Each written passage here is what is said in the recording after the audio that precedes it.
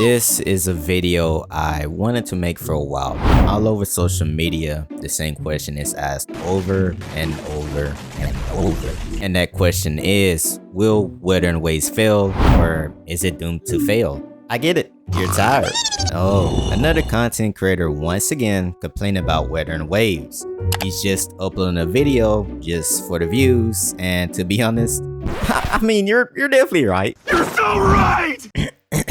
But no, in fact, this is actually the opposite. While the game is going through a process of changes such as sound design and camera fixes, these changes that would make Wuthering Waves, of course, a lot better, but the core game has always been good. So in this video, I will mainly explain the things that makes Wuthering Waves a good game that makes it stand out on its own, and I will also explain the bad, just so I don't look like a meat writer of Kuro games. But please keep in mind, I won't talk about exactly everything in this video, only because they've mentioned so much in their last special program stream about the changes that they did make. So while I could talk about them, I also want to wait until after the game release to fully make an updated video. So I won't be mentioning anything like the story in this video, and it will be its own separate video after the game release. So if you guys want to see that when it's uploaded, you already know what to do. I will be mentioning at least 3 points each on what makes the game good or what makes the game bad, and hopefully I don't really have to explain it to you guys in Fortnite terms. The first point I want to make is the combat system. Oh, brother, this guy stinks! I understand you heard that argument a billion times, but basically it is kinda true. The combat system in this game is what makes Wuthering Waves the unique game it'll be. This game will introduce such a rewarding element for players that are willing to adapt to the system. So for starters, if you ever played any game that relies on combat, aren't you tired of enemies or NPCs being able to stop you dead in your tracks? This is what the parrying system is for. This will continue to let you gain an advantage on the enemies to dish and deal out many damage as you can. This is something I had more issues with when playing any game such as Genshin Impact, because I would use characters like Hu Tao and I would need to bring in a character like Zhongli or Sustainer just so any attacks I would normally do on Hu Tao isn't interrupted by enemies that aren't interruptible during their attacks and stop any damage that I was dishing out. Oh wait, bosses could actually in fact parry you back in Wuthering Waves. My bad, the game is actually unplayable. What the hero? To prove that you could also be rewarded in this game and you could also solo bosses, check out the sweet moves from Rix.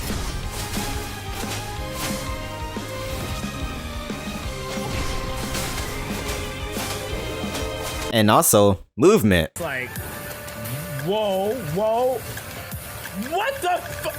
I just have a hard time believing anybody or everyone is saying that the combat system for this game will be quickly boring, when I think it won't, and just more of a personal taste in games. Everybody have different perspectives of what they enjoy in terms of combat for video games. Just because you feel like it will be boring after some time doesn't work for other people. Also speaking, if there's ever a new character that released, the game will obviously introduce new ways of combat later in the future. Kuro games have literally proof that every once in a while they introduce a new character that they have a new insane kit changes the way the gameplay feels. So yes, the combat in this game, whether you guys realize it or not, is in fact what makes this game stand out and more unique on its own way. The game will introduce ways for you to be rewarded in the game while fighting against bosses, but you will still have to play your cards carefully. So hopefully with everything I just said, we could truly realize how Wuthering Waves won't flop in the area of combat at least, and also go check out Rex and Zot's channel.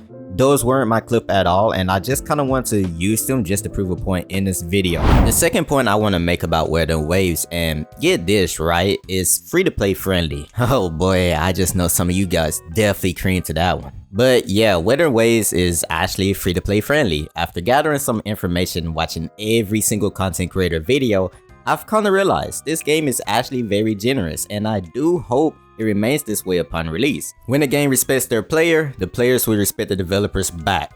You will be able to obtain characters throughout the story, or basically obtain copies of them, Hopefully this isn't just a beta test thing, but if it remains after launch, you should be able to save in-game currency for the store to just buy a copy of the character that you probably thought you wasn't going to get in the first place. So I do hope when the game launches, I will at least be able to attain, I'm not going to even say her name. To be honest, I can't even say all the Wuthering Waves character names worth my life, so I'm just going to show a image on screen. But even if you don't want to attain any of the characters, the main character is actually strong in game out here. So if you're like me who probably going to main a rover, you don't have to worry about them being so weak because they just might be enough to solo in-game content in the end. Which I wish Hoyoverse took note on. I'm just about ready to use the main character over there, but most of their elements is kinda weak over there sadly. And pretty much last on this list, we don't even have a flying creature called Paimon. Alright, I just wanted to make that joke at least one time in the video. No, but seriously, the world exploration and the mechanics. Oh, you thought I was gonna say in-game? Listen.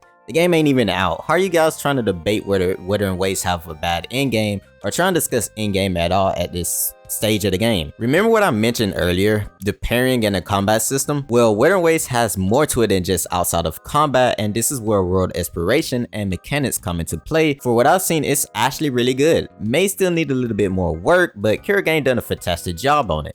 You can run up walls, echoes have their own movement that you can probably take advantage of, and movement plays such a huge role in the world exploration that many aren't given credit for. This also probably give you a lot of more advantage in combat as well, and not just for world exploration.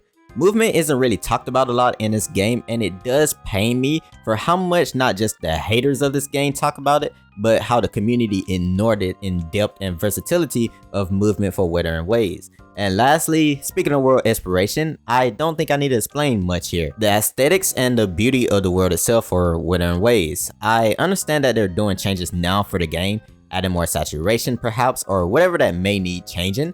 But I speak for many when I probably say what drove us to this game is mostly the beauty of the world. So hopefully after the game release, I will be able to experience that feeling that many other content creators have experienced when playing the beta. But listen, I understand Wuthering Waves have its issues, every game has its issues. But instead of nitpicking just to hate, unless you're nitpicking just to give feedback and make sure the game is better, which is fine, I honestly wish everyone thought about what type of game Wuthering Waves really is and not downgrade it so badly, which does kind of hurt seeing that the gacha community is doing that. There are so many things that we could give Kurogane credit for that no other gacha game has focused on just yet. But at the end of the day, I'm not saying Wuthering Waves will surpass games like Genshin Impact. In fact, no new gacha game will ever do that due to Genshin having a chance of luck by the COVID era. But instead, I made this video to just showcase everybody once again on why players like me and many others are looking forward to the game and not just hopping the game up for nothing. Anyways, I had my fun yapping a bunch of nonsense. If you guys did make it this far into the video, congratulations. Your reward is being able to join my Discord server and becoming a member over there at my server.